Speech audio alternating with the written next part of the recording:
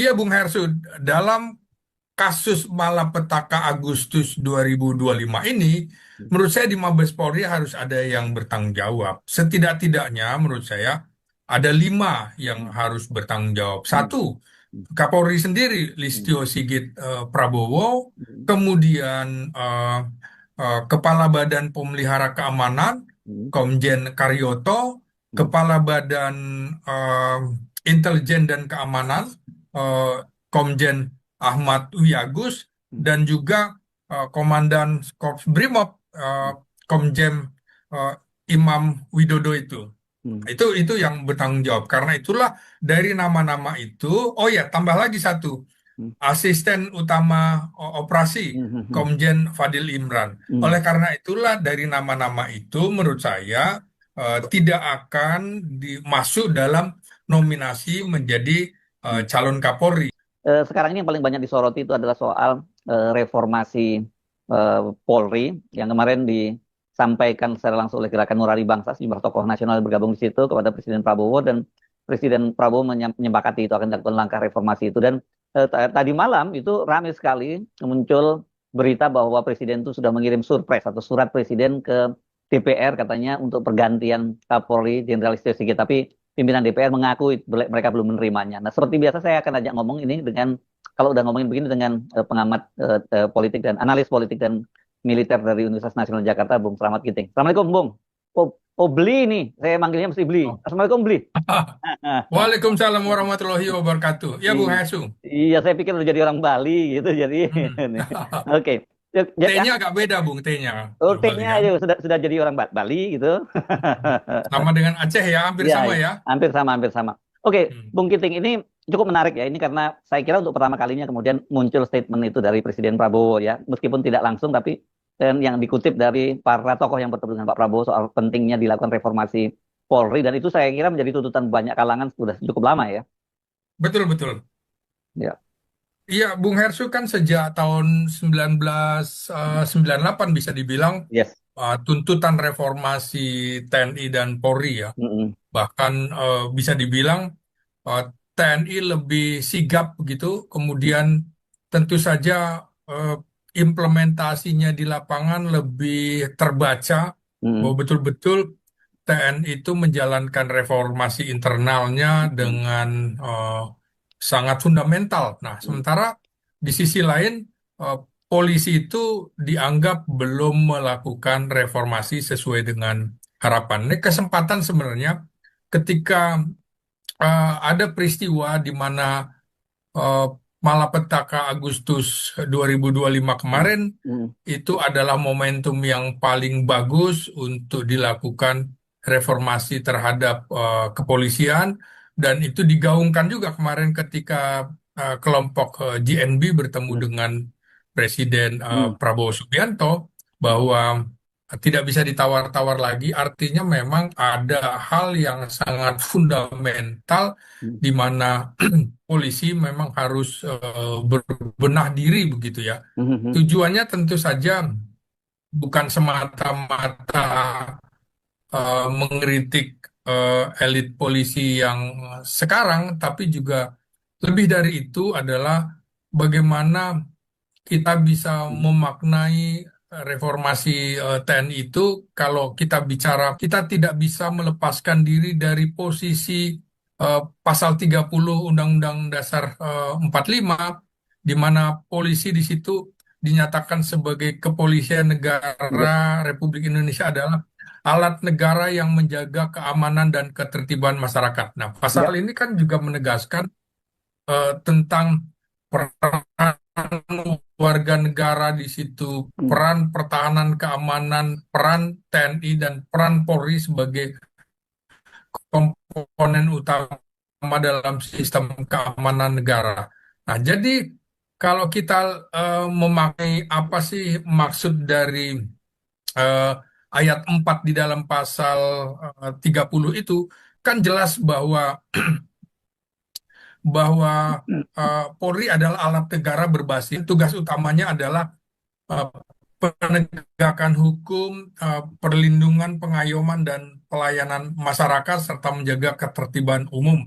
Lalu Mm. implikasinya apa? Jelas Polri berbeda dari TNI atau dari militer karena fokus Polri adalah penanganan masalah sipil dan juga kriminal sehingga tidak boleh ada tumpang tindih tes Polri. Ini jadi dasar tuntutan reformasi Polri agar Polri tidak militeristik dan lebih akuntabel secara sipil begitu.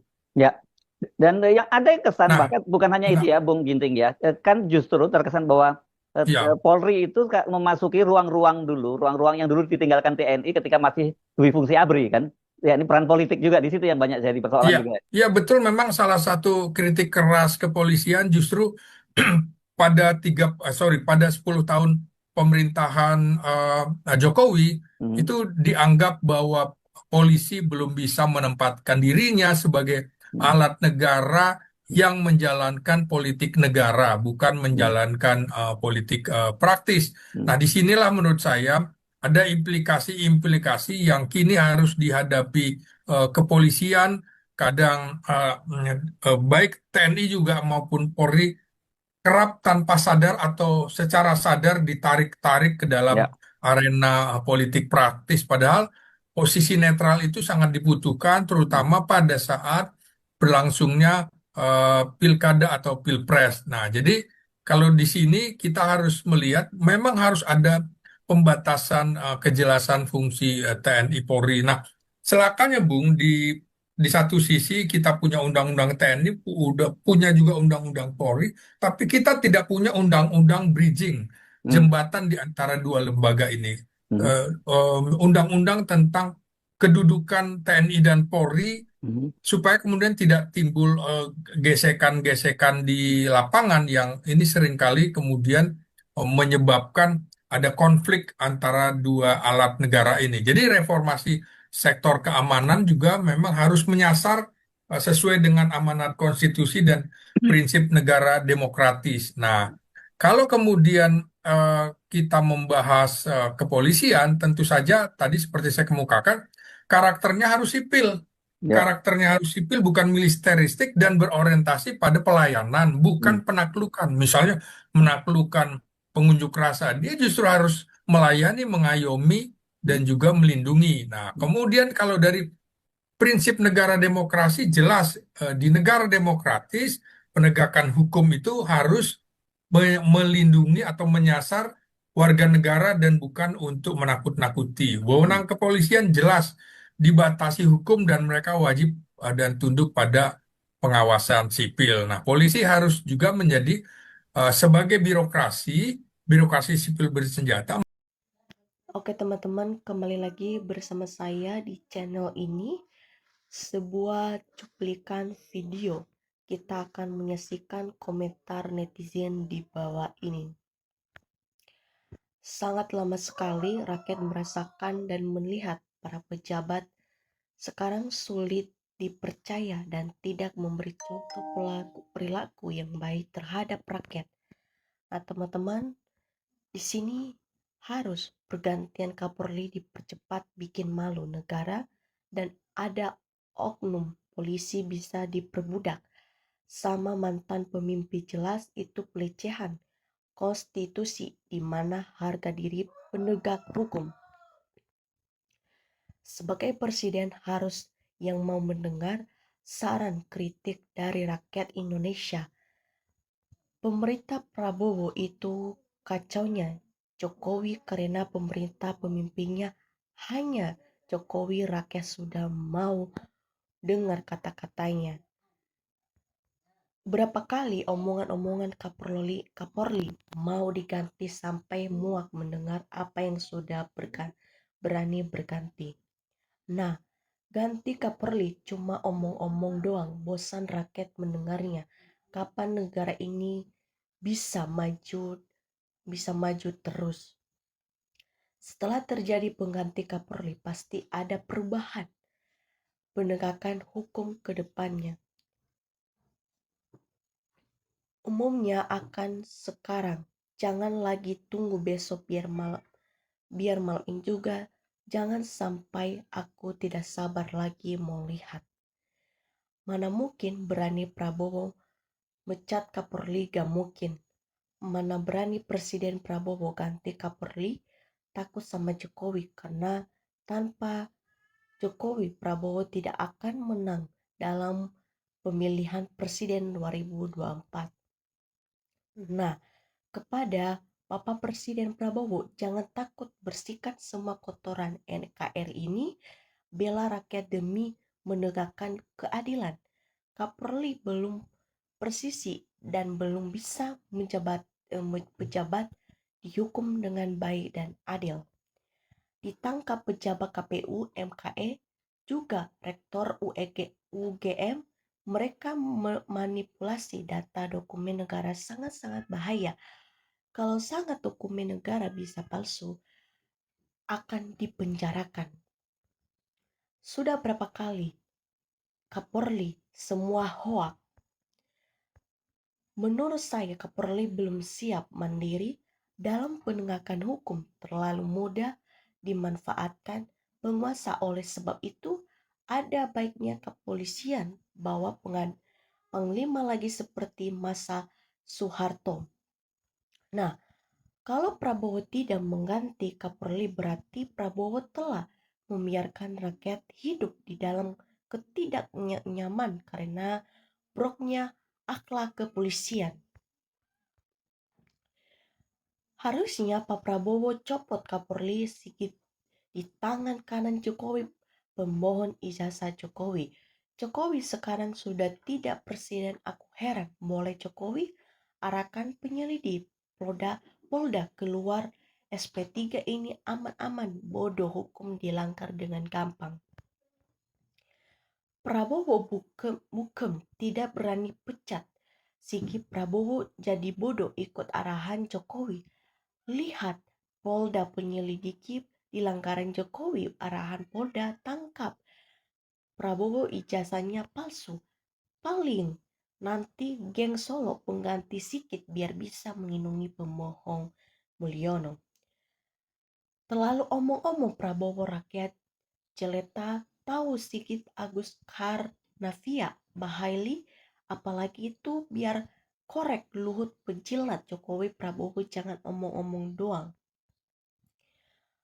Nah, Prabowo terlalu lambat, udah jelas-jelas Sigit aktif. Jokowi seharusnya udah digantikan, masih aja dipertahankan, masih ada dipertahankan padahal udah fungsi di pemerintah.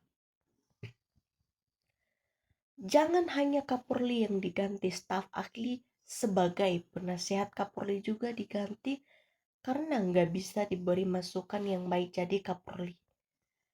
Prabowo segera copot Kapolri juga. Tito ganti segera, ini orang sumber penyakit. Mana bisa berani kecuali rakyat yang membesar. Besarnya didukung para tokoh-tokoh masyarakat ini baru ikut jiwa masih di kandang ini. Secepatnya lebih baik Kapolri yang diganti, kita tunggu saja. Apakah Prabowo terhormat, berani dan tegas apa yang keinginannya masyarakat. Nah, rakyat waras sangat setuju Kapolri segera diganti dan Menteri Dalam Negeri biar Indonesia aman-aman saja. Jangan omong-omong aja, Pak Presiden, buktikan. Berhenti Listio, Sigit, Bahlu, Zuhad, semua menterinya Jokowi. Sebelum Kapolri diganti, saya berkeyakinan negara akan terus terperosok dan investor takut masuk di Indonesia karena hukum tidak tegak. Nah, perkara ijazah Jokowi pun tidak dapat diselesaikan oleh Prabowo. Habis masa Kapolri UGM, rakyat untuk isu ijazah aluminium Pasca Pramuka. Prabowo coba harus tegas dan dengar masyarakat yang bisa melihat dan merasakan perbuatan mereka. Nah, teman-teman, di sini Kapolri membawa pemimpin Jenderal Sigit Sulitio, tumbuh besar mafia tambah mafia, judul mafia migas kelapa sawit dan lain-lain. Nah, Litio gakan kemajuan pelayanan ini masih di badan Kapolri, masih mafia dengan memang hukum. Nah, gak akan kemajuan pelayanan ini masih di badai Kapolri, masih mafia dengan memegang hukum. Kapolri tidak usah diganti. Kalau negara ini rusak dititipkan bancingan Jokowi, pertahankan saja biar negara cepat hancur. Mustahil semua para koruptor ini. Nah, di sini teman-teman ada beberapa masalah ini. Mustahil semua para koruptor bisa ditangkap karena Jokowi Presiden omong-omong lebih saudara berdua sampai omong-omong menyebut hidup Jokowi kecuali presiden. Nah, sudah gak usah diganti Kapolri lagi. Ya, kalau Prabowo gak mau ganti Kapolri orang-orang era ini, orang-orang era titipan Jokowi rakyat Indonesia yang tidak pro dengan dinasti kontrakan selama rakyat tidak akan tenang selalu ribut terus. Ya, karena ekonomi rakyat dibrot duit dengan berbuat bencakan korupsi terus. Kalau Menteri Kepolisian diganti, nanti ijazah Jokowi bisa berkuasa asli apa aspal pasti bisa terkuat karena yang the king kepolisian. Jangan semudah membalikan tangan ini. Belum dipecat dan belum diganti, jangan terlalu pede. Oke teman-teman, sekian dari penjelasan saya. Jangan lupa subscribe, share, dan komen. Tunggu video saya selanjutnya. Terima kasih.